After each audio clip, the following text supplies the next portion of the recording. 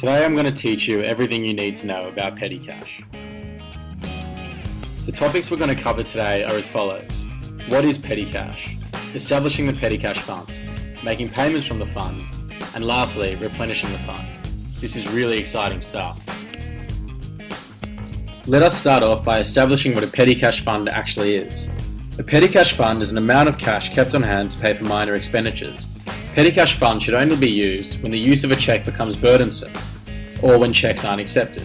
An example of using petty cash funds is when you purchase office supplies. The first step of the petty cash process is the establishment of the fund. Firstly, companies must determine the desired amount for the petty cash fund. Then, once this is done, companies need to write the necessary cheque. Lastly, to ensure accurate financial records, companies must ensure that they record the transaction in the journal. When preparing the journal, it is important to remember that petty cash is always on the debit side of the T account. Furthermore, due to the dual nature of accounting, the equal and opposite transaction needed is the credit of cash. You'll notice that there is no overall effect on assets. Now we get down to the real business, making payments. Payments can be made in one of two ways. Number one, taking cash straight from the fund. Number two, allowing employees to make purchases and reimbursing them later. It is essential that all receipts are kept to verify financial record. As the cash in the fund decreases, the fund must be replenished.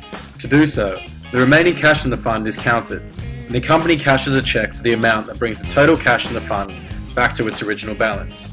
The receipts in the fund are used as documentation for recording expenses, so I stress again, you must keep them. When replenishing the fund, the amount of cash needed for replenishment should equal the total amount of receipts. However, this is not always the case. Sometimes not all receipts are obtained or incorrect change is given. This is where you establish a cash over insured account, a temporary account that balances the petty cash fund. It can be either debit or credit. And that's where we end off. Thanks very much for joining me today. I really hope you learned a lot. Created using Powtoon.